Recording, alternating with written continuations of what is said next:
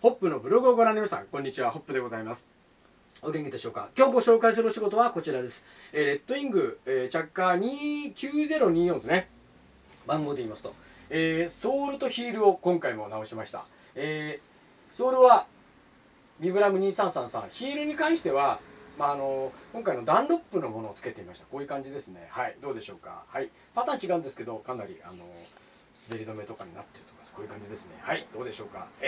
ということで、レッドイングの、9024ソールの交換をしたホップでした。またね、アフィダゼンバイビー。